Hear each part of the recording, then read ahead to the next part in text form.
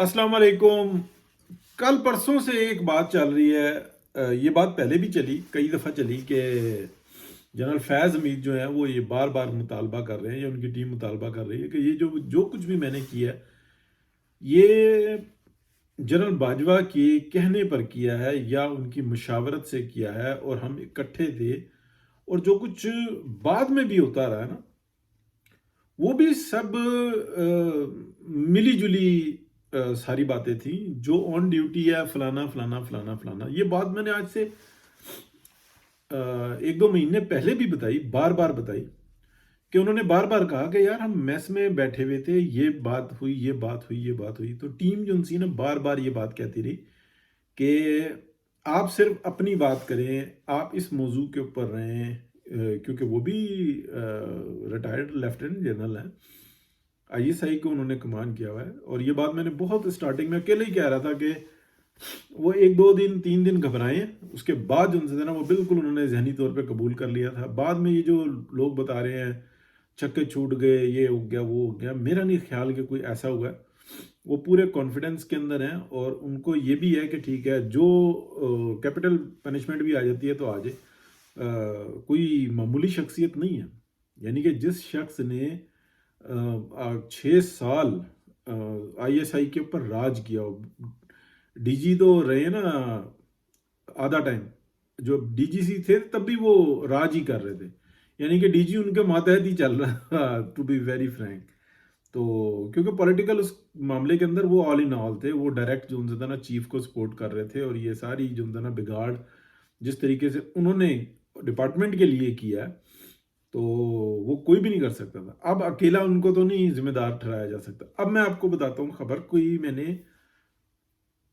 I think 30th को एक vlog किया था और वो आप देख सकते हैं। उसमें बताया था कि कुछ मीटिंग हुई, 4 की, उसमें 5वां भी आया और चला गया। तो ये मीटिंग को आप कह लें कि मैंने व्लॉग कर दिया, खबर आई थी, रात को खबर आई, सुबह कर दिया।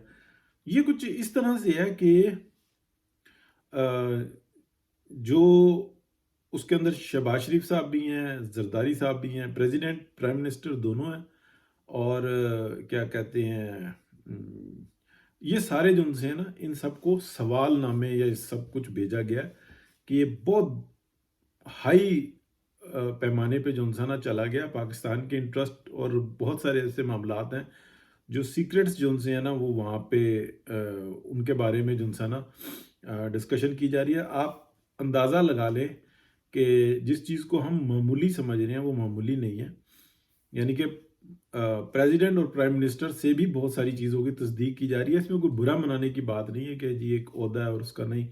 वो माजी के अंदर जो कुछ हुआ कि फलाने टाइम में क्या ये बात हुई, वो बाकायदा एक कह लें कि एक तरीक़ेकार से जो है ना उसकी तस्दीक की जा रही है। और इस बात का तमाम इल्म जो है ना वो फैज़ साहब को है कि जनाब ये यहाँ तक मामला जा रहा है।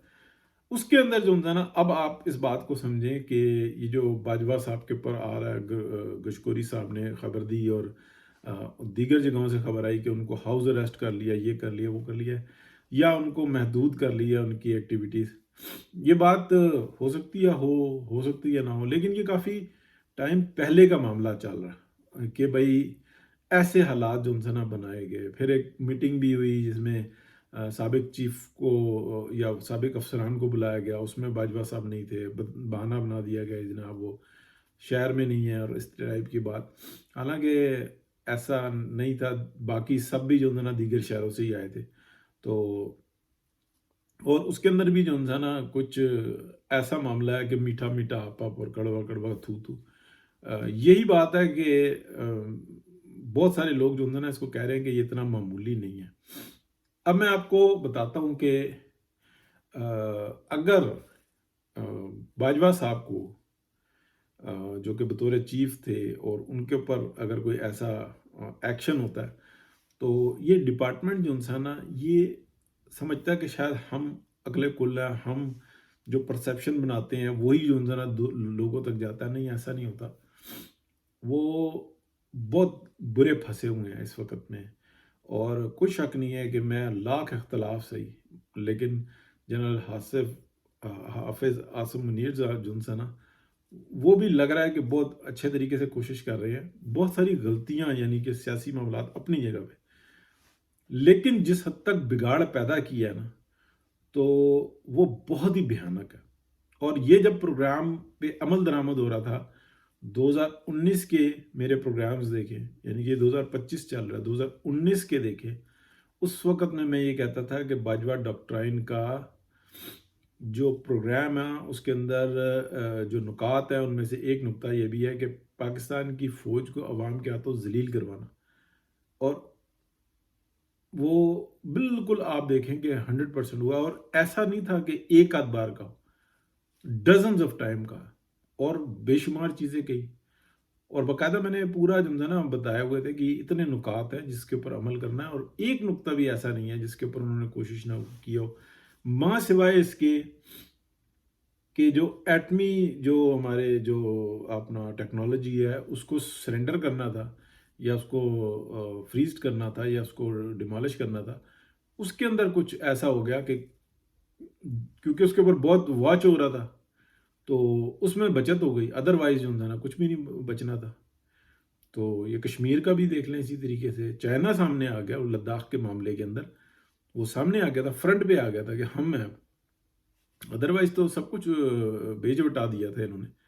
تو یہ تمام چیزیں جو سی ہیں نا، یہ ایسا نہیں ہو سکتا کہ اتنے بڑی گھنونی سازش ہو اور اس کی تصدیق بھی نہ ہو. اور کس کے ساتھ برا ہو رہا تھا؟ میاں نواز شریف کے ساتھ. اصل میں تو پاکستان کے ساتھ برا ہو رہا تھا. جس شخص نے بنایا اس ملک کو، جس کے اوپر یہ سارے اکڑتے ہیں، ڈپارٹمنٹس بھی اور پاکستان بھی، وہ کیا ہے؟ پاکستان کی ڈیولپمنٹ ہے نا. وہ کس نے کی ہے؟ نواز شریف نے کی ہے. اسی کا بیڑا گرک کر رہے تھے.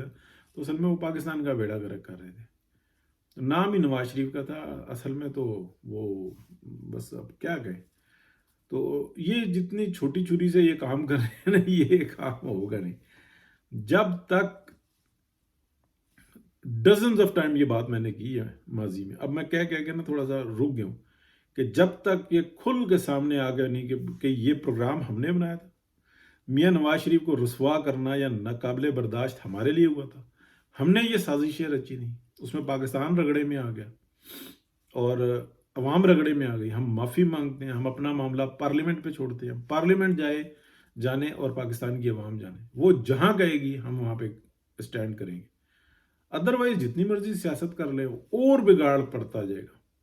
ابھی میں وہ بندہ ہوں جو بار بار کہہ رہا تھا، اور میں اکیلا نہیں، کہیں نہ کہیں سے تو سن پڑ کے ہی کہہ رہا تھا نا. تو وہ یہی تھا کہ اکانومی بس آئی ایم ڈیفالٹ سے بچا لیا. پاکستان کی عوام کی خوشحالی وہ ایک جذبے کے ساتھ آتی ہے. وہ جذبہ جو انسان نا وہ شہباز شریف صاحب میں ہے ہی نہیں.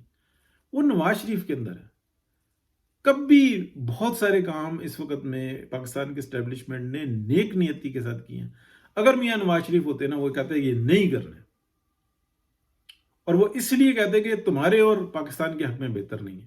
شہباز شریف صاحب سے جو کہیں وہ کہتے ہیں بالکل بسم اللہ، آپ ہی ہو، دیکھ کا ڈھکن کھولو، بند کر دو، بانٹو نہ بانٹو، پکاؤ نہ پکاؤ، بس آپ ہی ہو. مجھے یہ تھا کہ میں اپنے بھائی کی سیاست پہ قبضہ کر لوں، کر لیا میں نے. بھائی میرے ساتھ ہے، ہمارے خاندانی جو سی نا ایک بلڈ کے اندر جو ہے نا ایک دوسرے کی عزت کرنا ہے. میں تیار ہوں، جس دن چاہو میں پگڑی ڈالوں گا خاندان کی بیچ میں اور کہوں گا کہ آؤ فٹ بال کھیلے، ورنہ میری بات مانو. اس سے زیادہ تو کچھ بھی نہیں ہے نا. تو دوست ہی کہتے ہیں کہ جب نواز شریف نہیں ہوگا تو یہی ملے گا. تو دعا ہے کہ جس حد تک معاملہ سنبھالا ہے نا ابھی تک شہباز شریف صاحب نے، وہ بہترین ہے. لیکن آگے جو معاملات ہوئیں گے نا، وہ ان کی کیپیسٹی سے باہر ہے. بہت سارے کام بھاگ دوڑ سے نہیں ہوتے، وہ ویژن سے ہوتے ہیں. اور جیسے ان کا ویژن ہے وہ تو ہے سرنڈر کر دو، بس جوتیاں بھی کھاؤ اور کام بھی کرو.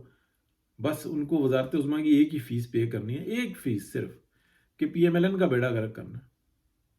ان کو بتایا گیا، سکھایا گیا، انہوں نے کہا بس ٹھیک ہے. ایک کمزور نون لیگ ان کے وزارت عظمیٰ کی گارنٹی ہے. اب یہ باتیں میری بری لگتی ہیں بہت ساروں کو، تو میں کیا کر سکتا ہوں. بہت شکریہ جی.